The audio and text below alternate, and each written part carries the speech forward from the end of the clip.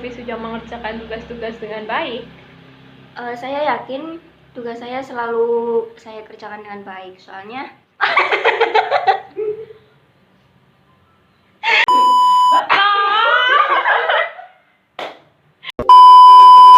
Assalamualaikum. Perkenalkan, di sini saya Nur Afnira Fijaningsi, NIM 1807010038. Di sini saya sebagai interviewer dan partner saya. nama saya Sofi Maulana Fitrananda, NIM 1807010012 sebagai interviewee. Ya, di sini kita akan wawancara dengan tema motivasi belajar pada mahasiswa semester 5 di Universitas Muhammadiyah Purwokerto. Oke. Apakah Mbak Sofi sudah mengerjakan tugas-tugas yang diberikan oleh dosen dengan baik, Mbak?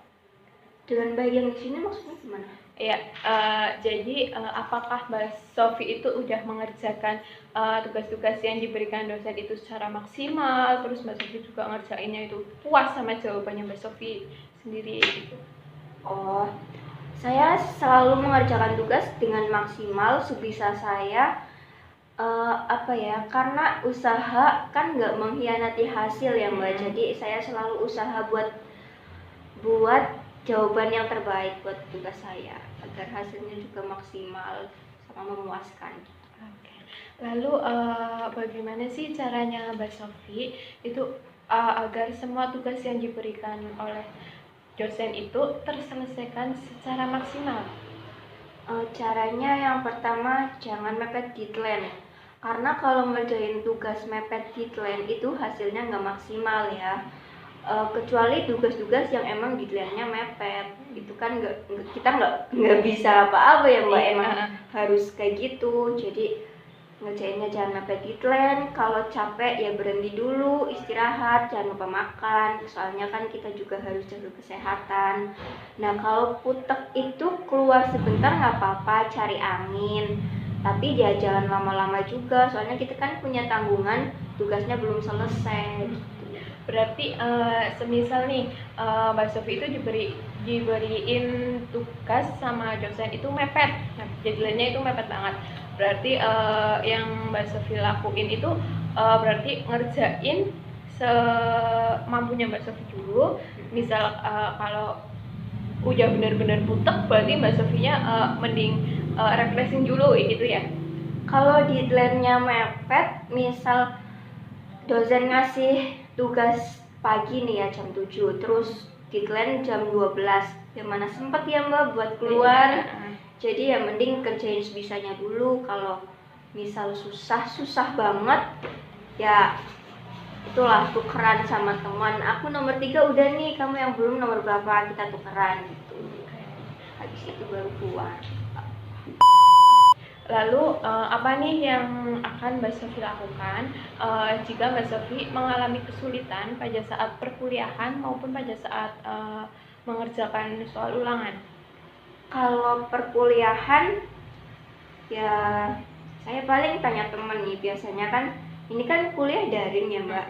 Biasanya saya kuliah sambil rebahan terus sambil kadang ketiduran, jadi nggak paham gitu loh. Misal mata kuliah A itu saya nggak paham, jadi chat temen aja lah, kamu paham nggak tadi, gimana sih dosennya jelasin ini maksudnya gimana begitu, kamu paham nggak, tolong dong jelasin ke saya gitu. Kenapa nggak tanya ke dosennya langsung nih Mbak? Kan kalau sekarang ini ya di masa pandemi ini kan semuanya serba online ya, termasuknya kan kuliahnya juga online kan, otomatis kan kadang kan ada nih yang dosennya pakainya Zoom, pakainya Google Meet atau pakai apa gitu. Kenapa nggak tanya langsung ke dosennya aja?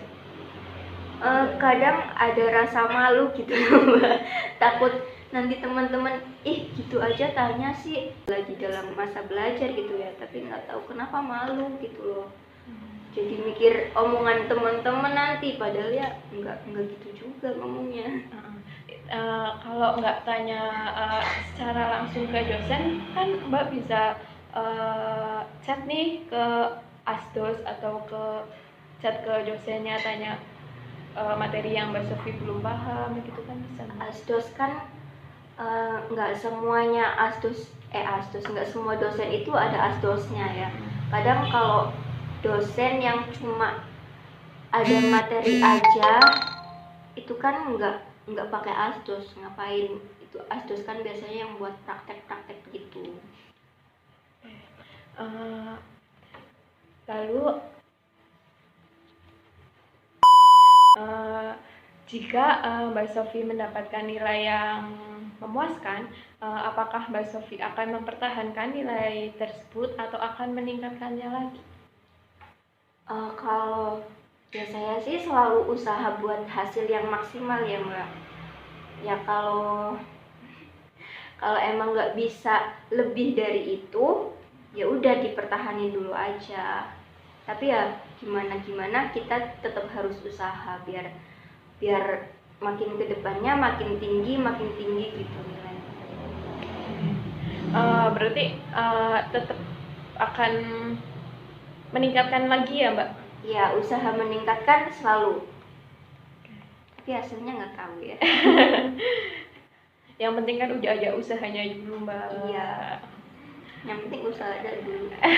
Iya. Terus selanjutnya, jika Mbak Sofi diberikan tugas oleh dosen, apakah Mbak Sofi senang mengerjakan tugas tersebut secara individu atau lebih senang mengerjakannya secara kelompok? Jelas kelompok. Kaget. Soalnya kalau individu kan gimana ya? Kalau susah ya kita learn sendiri, dikerjain sendiri, gimana juga selesai nggak selesai harus ngerjain sendiri. Kalau kelompok kan bisa sambil sharing sama teman, bisa minta bantuan, sama-sama juga pikirannya mikir bareng-bareng gitu sambil bercanda juga kan nggak kerasa gitu tugasnya tahu-tahu selesai gitu. Jadi lebih suka kelompok. Oke. Lalu apakah Mbak Sofi tertarik nih mengerjakan soal-soal yang diberikan oleh dosen, tapi soal tersebut menurutnya Mbak Sofi itu susah? Susah ya kan, susah nggak susah ya kita harus bisa nyelesain itu kan Mbak. Jadi ya kalau susah sih kadang emang kalau bener-bener aku nggak tahu nih gimana sih ini caranya, ya paling aku chat temen sih, ini gimana sih maksudnya gitu. Berarti tetap diselesaikan loh ya Mbak? Iya harus, masa dikosongin nanti nilai aku sedikit dong. Terus selanjutnya, apakah Mbak Sofi sudah belajar dengan giat untuk meraih cita-citanya Mbak Sofi yang Mbak Sofi inginkan? Belajar dengan giat, belajar tiap hari aja enggak kok. Apa nih cita-citanya Mbak Sofi? Cita-citanya apa ya? Nggak punya cita-cita, yang penting bisa bahagiain orang tua, banggain orang tua, udah gitu aja. Jadi orang sukses, nggak tahu itu spesifiknya apa, nggak tahu. Berarti akan terus belajar ya Mbak buat kedepannya biar bisa meraih cita-cita yang Mbak inginkan gitu kan? Nggak kan? Iya kan, menjadi orang sukses itu kan kalau kita cuman di kamar bahan, kita mau suksesnya dari mana gitu loh Mbak. Iya sih, tapi kan cita-cita juga mungkin sejalan sama waktu ya. Kalau misal soalnya aku labil nih Mbak, kalau aku belajar tentang psikologi pendidikan, oh aku pengen jadi guru, terus semester depannya aku belajar psikologi sosial, oh aku pengen di panti gitu loh. Jadi aku nggak punya cita-cita nanti aku harus jadi ini kayak gitu, enggak.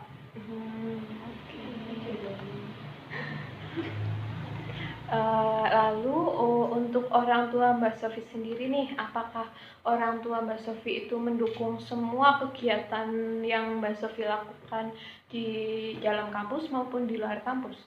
Kalau di dalam kampus misalnya, ya kan di dalam kampus kan ada nih organisasi UKM atau yang lain-lain gitu. Terus kan kalau praktikum sendiri kan udah pasti loh ya, udah pasti didukung Nah, ini nih yang seperti UKM gitu loh.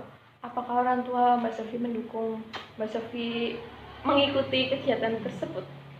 Kalau praktikum ya udah pasti, soalnya kan udah ketentuan kampus juga. Tapi kalau UKM atau organisasi sih itu balik lagi ke saya. Kalau saya emang senang di situ, bahagia di situ, bisa mendorong saya buat bekal selanjutnya meningkatkan soft skill, ya dukung-dukung aja. Yang penting jangan lupa sholat, jangan lupa makan gitu.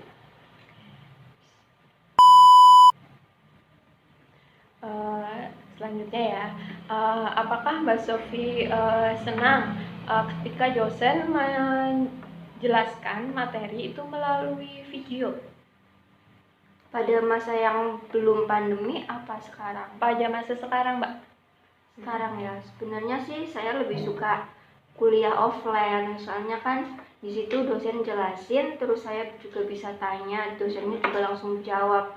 Tapi kalau masa pandemi kan gimana ya, nggak bisa ketemu ya. Jadi kalau video sih lebih suka yang video conference kayak Zoom atau Google Meet gitu. Jadi di situ ada forumnya, ada dosennya juga, jadi kita bisa langsung tanya, langsung dijawab juga. Tapi mau nggak mau berarti Mbak Sofi harus bisa mengikuti apa yang diberikan dosen dong.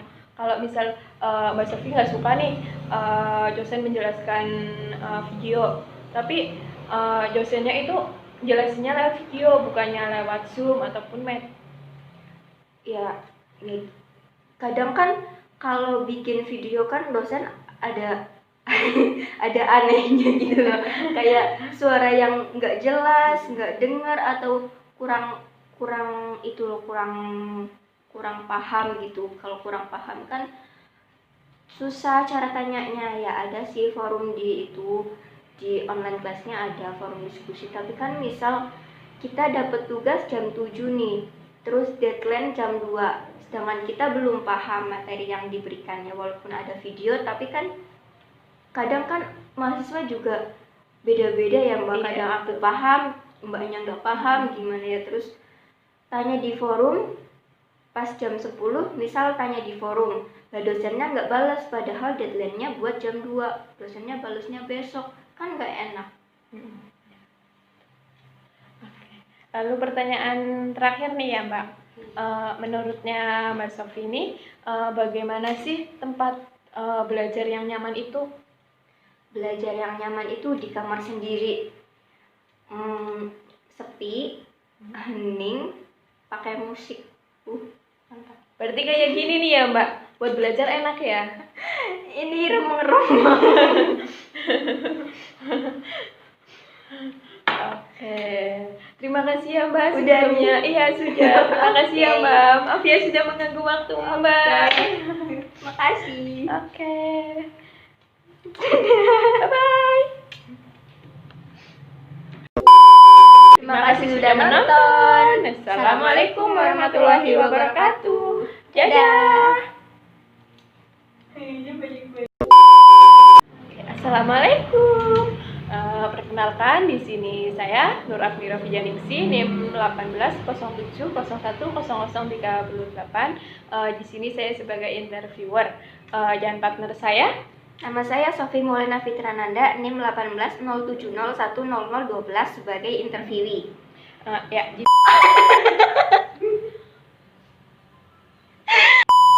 Mbak Sofi, apakah Mbak Sofi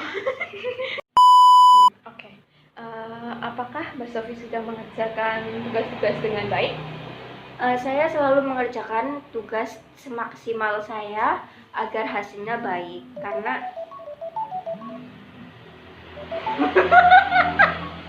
sorry.